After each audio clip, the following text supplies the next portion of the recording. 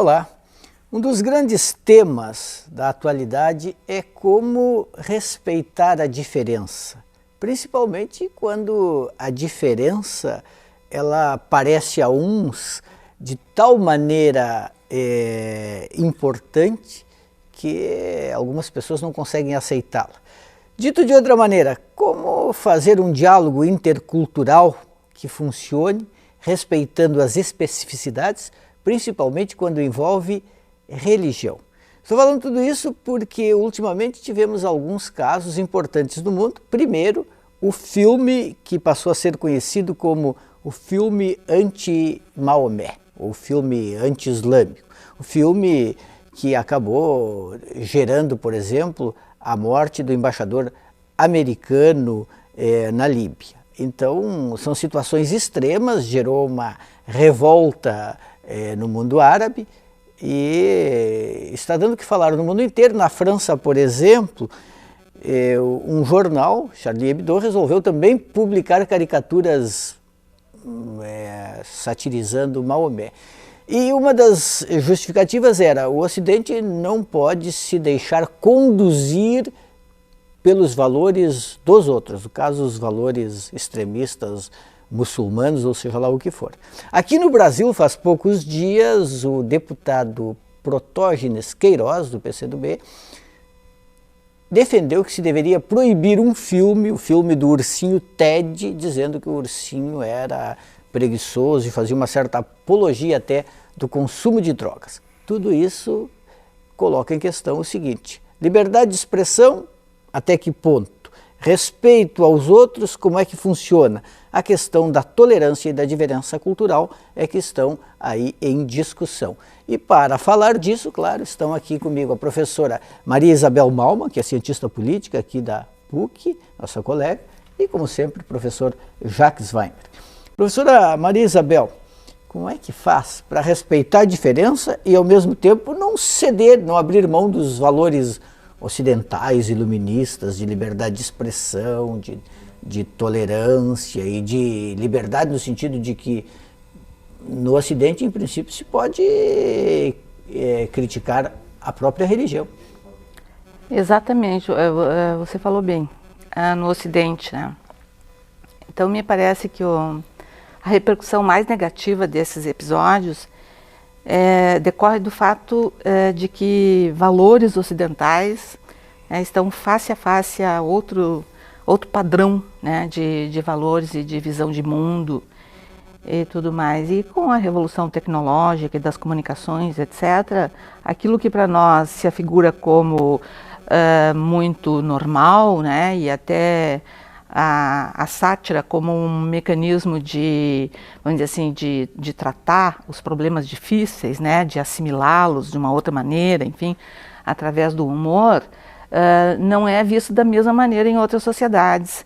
E daí, em função de todas essas conexões que são viáveis hoje em dia, né, essas mensagens acabam, ou esse discurso acaba interpelando, né, atores que são diferentemente sensíveis à questão, né, diferente de nós. E com isso promove um levante, não é? Quer dizer, na verdade, o que seria para nós uma mera sátira e um motivo de humor ou de riso, sem maiores consequências, em outras sociedades é uma enorme provocação, né? Com consequências políticas que decorrem do momento em que se vive, né? Também essas sociedades vivem períodos prolongados de instabilidade política, né? Agora, com todos esses desarranjos institucionais, muita incerteza no horizonte, muitas possibilidades de reconfiguração política por parte de grupos que até então não tinham espaço. Então, tudo isso coloca que meio, vamos dizer assim, o imaginário das pessoas como numa agitação tal, assim, meio que num estado de poeira no ar, né? Qualquer vento que sopre pode moldar figuras desafiadoras aí. Jacques, o diretor desse filme aí acabou preso. Ele fez algo errado que justificasse a prisão dele? Pois esse é o dilema presente no mundo após a Segunda Guerra Mundial, quando a globalização começou a ser o termo utilizado por um fenômeno antigo, que é a convivência da diferença. Se nós estivéssemos ainda vivendo uma situação na qual predominasse o isolamento, esses conflitos não ocorreriam. Ocorre que o mundo tornou-se compacto, as vizinhanças tornaram-se multiétnicas e multirreligiosas, e por decorrência, o isolamento que protegia as civilizações, os grupos humanos uns dos outros, está muito mais porosa. As relações, as fronteiras são porosas, os contatos interculturais são mais intensos. Há países em que predomina o multiculturalismo exatamente porque é uma doutrina que surgiu não por prazer, mas por necessidade de sobrevivência coletiva. Tolerar não é gostar da diferença, é aprender a suportá-la. Então, nesse sentido, a doutrina do multiculturalismo evoca esse direito que as minorias têm de se expressar dentro de um contexto republicano em que se preserva também a liberdade de expressão. Não é o que ocorre no mundo islâmico, onde a religião e o Estado estão misturadas e não há propriamente ainda uma cultura democrática. A globalização levou a ideia liberal ao mundo islâmico, ao mundo muçulmano em geral, e a outros horizontes, criando um conflito interno. Esse conflito não é propriamente conflito entre Oriente e Ocidente, mas é dentro da própria civilização islâmica. Quais são os valores que vão nortear o futuro dessas civilizações, desses grupos humanos? Serão os valores da democracia liberal? Serão os valores da Sharia, a lei islâmica? Então esse conflito é um conflito que toca naquilo que eles imaginam que seja a essência. O fundamentalismo é, na verdade, uma reação a esse mundo contaminado uns com as ideias dos outros. É o desejo de preservar uma certa essência imaginada. Para tanto, se refugiam lá nas montanhas do Afeganistão, num mundo pretensamente isolado, é que eles podem fazer restituir uma época áurea do mundo islâmico, que é o califado. O desejo dos grupos mais extremados é fazer renascer o califado, onde predominaria, portanto, uma única doutrina, uma única verdade. E este é o impasse contemporâneo. Quanto mais nós tornamos o mundo compacto, mais as vizinhanças são multiétnicas e, portanto, maior a tensão intercultural e a consciência que nós temos dificuldade em conviver com a diferença. Esse conflito é um conflito certamente entre o Oriente republicano e o Ocidente autoritário, mas é igualmente um conflito interno de uma sociedade que se vê atormentada, ela própria, por teólogos liberais, que muitas vezes são obrigados a se refugiar no Ocidente, nas universidades europeias, para poder evocar uma visão mais arejada do texto canônico. Por vezes são não teólogos, mas intelectuais, outros que são obrigados igualmente a se refugiar, porque predomina o ato de força, a coerção, que quer impor a todos uma certa verdade. Então o conflito é muito profundo e muito sério, e eu diria que é um momento de transição no mundo, e a ideia da democracia, a ideia do liberalismo, certamente é uma ideia subversiva nesses continentes. Não sei se ainda continua acontecendo muito forte, mas houve um tempo em que na França tinha um debate que era assim, entre os multiculturalistas e a ideia integracionista da República Francesa. Os franceses diziam, não, multiculturalismo não nos serve porque justapõe diferenças que formam guetos. Aqui na República Francesa, o sujeito que quer vir para cá pode vir, mas ele tem de aceitar as regras da França. Aquela velha história, em Roma como os romanos.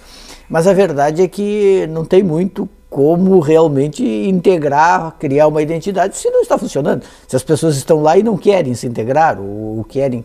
Eu me lembro que tinha uma grande discussão sobre a chamada excisão do clitóris de determinadas mulheres africanas, que era um costume que eles praticavam lá nas suas comunidades e que a França não reconhecia, achava um costume bárbaro e não queria que fosse praticado. Ou então a questão da burca, por exemplo. Era inclusive considerado crime. Era considerado crime. E aí, como é que faz? Se proíbe, desrespeita a cultura. Se aceita, contradiz seus próprios valores. em relação agora ao filme, por exemplo, proibir o filme, muitos franceses estão dizendo assim, bom, então agora nós vamos ficar refém do islamismo. Quem vai ditar as regras aqui são os islâmicos, que vão nos dizer assim, que filme pode, que obra de arte pode, o que é permitido ou não. Porque se a gente fizer, eles vão se incomodar e vão começar a matar gente. Então, para evitar que tenha assassinatos, nós não vamos fazer, mas não fazendo, nós abdicamos dos nossos valores. Exatamente. Eu acho que é um grande dilema, não é? É um embate entre civilizações, entre valores bastante diferentes e formas de políticas de institucionalizá-los, não é? Não saberia apontar, até gostaria, mas não saberia apontar com segurança o desfecho de tudo isso, porque me parece que uma volta atrás em termos comunicacionais, tecnológicos, etc., isso aí é inviável, né? O estreitamento das relações, as proximidades, enfim, que o Jacques se referia, esse é um fato do mundo em que vivemos, né? E isso tende, no meu entendimento, a se aprofundar. Então, me parece que nós iremos conhecer e vivenciar outros episódios semelhantes, possivelmente, e a minha opinião é de que efetivamente não se deve abandonar os valores ocidentais pelos quais tantas gerações lutaram, não é? Em nome da segurança ou de uma pretensa segurança, porque não se tem muita certeza se a proibição dos filmes ou de outras peças de comunicação pudesse ser suficiente, né, para evitar as tragédias, as agressões, as guerras, os conflitos. Está ficando um pouco assim, Maria Isabel, como se a gente dissesse, olha, nós podemos rir do nosso Deus. Por exemplo, a gente podia pensar num filme como Monty Python, que ironizava o cristianismo. Sim. Bom, mas aí Jesus Cristo Superstar também. Exato, mas aí um problema nosso, o Deus dos outros, aí não dá, porque aí é uma ofensa. E daí é que eu queria colocar nesse outro aspecto a questão. Fazer essas caricaturas de, enfim, ofender, no caso Maomé, é uma demonstração de intolerância? Não necessariamente. Na medida em que estaria desrespeitando o valor do outro, não estaria sendo tolerante com o valor do outro?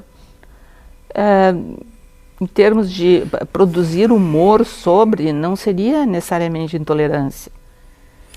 Olha, eu sou uma pessoa que acompanho e monitoro a mídia árabe. Faz parte da minha linha de pesquisa, eu estudo bastante esse tema. E se nós fôssemos nos revoltar pelo que o mundo árabe diz do Ocidente, nós estaríamos em guerra com eles todos os dias. 24 horas por dia, todos os dias do ano. Ou seja, eles nos insultam. Mas o insulto é insidioso, é um dia após o outro, todos os dias. Não é uma coisa eventual, uma caricatura ali. É constante, é permanente. E a gente percebe realmente que há uma pregação de incitar as pessoas ao ódio cego. É até constrangedor tratar desse tema ao vivo e a cores na televisão, porque parece que a gente quer realmente botar lenha nessa fogueira. No Ocidente faz tudo um exercício de retórica para tomar cuidado para tratar desse tema, para expressar as palavras adequadas, para as pessoas não serem mal entendidas. Eu mesmo me vejo me policiando, falo até mais devagar para cuidar cada palavra. Para não escapar nenhuma palavra. Mas a verdade é que, como eu estudo esse tema e monitoro com frequência o que se diz em pregadores religiosos, comentaristas políticos, em atores políticos dos governos, entre os intelectuais, é realmente avassaladora. Agora, não tem uma armadilha digamos assim, antropológica ocidental, a questão do etnocentrismo. Em geral, quem diz que é preciso respeitar os valores dos outros é o Ocidente. Normalmente os outros não prometeram respeitar ninguém. Eles não têm esse compromisso que nós temos de respeitar os valores dos outros. Eles não prometeram respeitar os valores do Ocidente. Eles não estão, digamos, numa situação mais cômoda? Sim, nesses termos estariam, não é? A questão é como eu disse antes, que é um embate entre duas visões de mundo, entre dois projetos, né, civilizatórios, se a gente quisesse caricaturar, não é? Que ambos têm uma pretensão universal, né?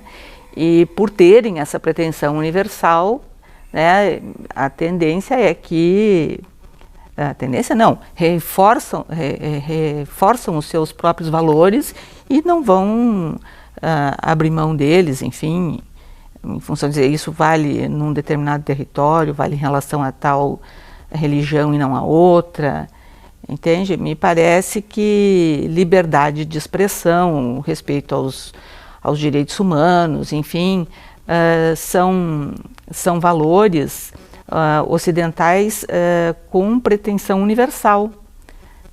Porque agora o dilema é, qual é o valor mais importante? A liberdade de expressão, tal qual ela foi constituída no Ocidente ao longo dos séculos, ou o respeito aos valores do outro? Veja bem, por exemplo, a declaração... Pois não.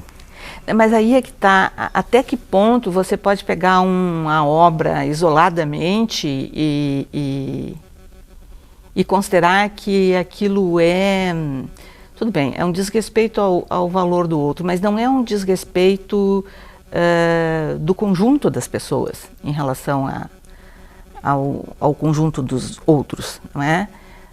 Também tem que ver também tem que se perceber quem é interpelado ou não por esse tipo de discurso. Então, em primeiro lugar, eu acho que devemos preservar o direito à liberdade de expressão. Em segundo lugar, não, digamos assim, a crítica ao outro, ela não deve ser endereçada ou abonada oficialmente, de modo que isso implique numa exclusão do outro, numa prática legal de exclusão, por exemplo. Não é proibido, nem nos Estados Unidos, nem em lugar nenhum, né, a prática da religião islâmica. E não é proibido para nós desenhar o rosto, seja lá qual ele for, de Maomé. Não é proibido, não, sim. Mas só que atualmente está mais ou menos assim. Não é proibido, mas é melhor não fazer. Sim, pois é. Porque senão, então fica uma situação intermediária. Diz, olha, a nossa liberdade de expressão está garantida, mas por favor não façam, senão vai dar rolo. Um outro exemplo dessa natureza, que eu me referi anteriormente, é o fato de que a Declaração Universal dos Direitos Humanos foi repelida pelos antropólogos. Sim. Os antropólogos, é curioso isso, os antropólogos repeliram. Porque ela é universalista. Ela é universal. Ela não respeita a diferença. A antropologia surgiu como uma ciência que estuda a diferença e, portanto, o que predomina na visão do antropólogo, da antropologia, é o localismo, não o globalismo. Então, nesse sentido, esse paradoxo que eu me refiro. Então, nesse sentido, aos olhos de um antropólogo, não haveria como condenar moralmente, por exemplo, a circuncisão feminina, que te referisse anteriormente. Claro. Então, o canibalismo também seria aceitável. Claro, amanhã ou depois... aí os antropólogos dizem que já é caricatura e tal. Mas, no fundo, o extremo é isso. Para fins de argumentação, eu posso usar esse exemplo. Se amanhã depois eu resolver comer as vísceras de um colorado, por exemplo, num granal, e argumentar de que... Não estou pensando em comer as tuas vísceras. Não, elas não são muito saborosas. Mas poderia argumentar que esses são os meus valores, portanto, que não vem aqui um americano, um alemão, com sua pretensa superioridade, uma vez que a antropologia tem um vício de origem, que foi uma ciência que emergiu na época do colonialismo, e é por isso que na Europa não se fala mais em antropologia, se fala em etnologia, por um artifício retórico. Né? Então, curiosamente, a antropologia recusa a ideia da Declaração Universal dos Direitos Humanos, a declaração essa que não foi aceita de fato por vários países muçulmanos. Hoje se fala da Declaração Islâmica dos Direitos Humanos, eles fizeram uma convenção, fizeram uma declaração sua, baseada na sua tradição. Em 48, igualmente, os países comunistas não aderiram, porque acreditavam que isso tem um fundo judaico-cristão, que de fato tem, e liberal, e portanto haveria razões suficientes para se recusar. Então, atrás da ideia do relativismo cultural, que era o tema que nós estávamos conversando anteriormente, frente ao universalismo cultural, vem também a ideia de relativismo moral. Não existe uma moralidade absoluta. O problema do relativismo é esse, que torna qualquer crítica intercultural impossível. Impossível. Então esse é o embate, Veja o caso da França. Não existe país do mundo mais interessado, mais amigável e mais fraterno no mundo islâmico que a França. O maior museu de cultura islâmica do mundo está em Paris. Tem a maior população islâmica não, mas da não Europa. Só por causa disso. Realmente há uma história francesa de ligação com o mundo árabe. Claro. Houve um interesse, eu diria assim, positivo pela civilização islâmica. E, no entanto, o confronto hoje está ocorrendo nas ruas de Paris. Uma saída, digamos assim, iluminista, estilo século XVIII para isso seria dizer, bom, os nossos valores são tais, nós vamos defendê-los até as últimas consequências, se for preciso fazer guerra, nós vamos fazer guerra, pelos nossos valores. Mas como nós estamos na tradição antropológica, nós podemos criticar os nossos valores, mas não os dos outros, nós estamos na obrigação de respeitá-los, então como é que nós vamos guerreá-los pelos nossos valores? Pois é, essa é uma questão de fundo que eu acho que não é resolvida assim, vamos dizer assim, tão às claras. Não é? A solução é mais paliativa, né? Mais na linha do que você mencionava antes. Do tipo assim, nós sabemos que, em princípio, nós podemos, né, criticar, mas é melhor não fazer. Melhor não fazer. A questão do bom senso, a questão da, vamos dizer assim, na verdade é uma dimensão diplomática nisso aí, né? Uma preocupação quanto aos efeitos políticos que aquilo pode gerar. Né, no plano, e aos interesses econômicos exatamente, do Ocidente no plano da segurança. Mas veja bem, mesmo com essa delicadeza que o tema demanda politicamente, a primeira-ministra da Alemanha, Angela Merkel, mês atrás, um ano atrás, declarou que o multiculturalismo fracassou na Alemanha. Foi uma declaração fortíssima, que ela tinha chegado à conclusão de que as relações interculturais na Alemanha, que sido objeto de um trabalho meticuloso, cuidadoso, em função da memória da Segunda Guerra que os alemães tinham, que não queriam replicar o drama do genocídio agora com a minoria turca, porque os turcos são os novos judeus da Alemanha. Então, esse esforço todo tinha sucumbido em função da radicalidade, do fracasso das políticas integracionistas do Estado alemão com as comunidades islâmicas da Turquia. Isso criou também um atrito com a Turquia, que queria naquela oportunidade fazer parte da União Europeia e foi recusada, foi repelida em boa medida, não por razões econômicas, mas por razões culturais, porque a Europa afirmava que, embora fosse uma unidade geopolítica, principalmente de caráter político e econômico, no fundo também era uma unidade cultural, e esse mundo que se unia era um mundo de fundamento cristão, né? E, portanto, não haveria espaço para uma integração de um Estado cuja população era islâmica. Então, os telespectadores têm que se dar em conta que nós estamos vivendo momentos muito delicados em que a globalização acirrou os ânimos, aproximou as pessoas, mostra realmente a dificuldade que a gente tem que viver com a diferença, e às vezes a gente tem que se dar conta disso, que a diferença é um problema mesmo das nossas relações interpessoais. 60% dos casamentos acabam em divórcio. No fundo, nós gostamos de casar com a gente mesmo, né? I love me, né? Mas também quando está casado consigo mesmo, só na solidão, você diz, não, mas quem sabe um outro aí para colocar um tempero na vida, arranjar um debate. É por isso que nas relações humanas, como nas relações internacionais, a gente procura fazer aliança e cooperar com as pessoas que são parecidas com a gente. Os parceiros das nossas alianças internacionais são os povos e os estados que têm valores parecidos. Toda vez que os Estados Unidos entrou em guerra, a Austrália e a Nova Zelândia entraram também. Por quê? Porque eles têm uma visão geopolítica parecida. O problema é que os interesses econômicos nos levam a querer negociar também com os muito diferentes de nós. Mas as pessoas matam e morrem por ideias, ao contrário do que os marxistas pensam. Tá certo, eu acredito nisso As também. Pessoas matam e morrem por ideias. Eles mesmos, os marxistas, morreram e mataram por ideias. Por ideias. E não por razões meramente econômicas. Mas também se mata por razões econômicas. Não, mas as pessoas às vezes morrem por uma ideia, né? Sem dúvida nenhuma. E isso a gente tem que chamar a atenção. Isso a gente tem chamado essa corrente assim, de culturalismo versus um determinismo econômico, que seria o outro olhar. As duas razões explicam o caminhar da história. Me parece que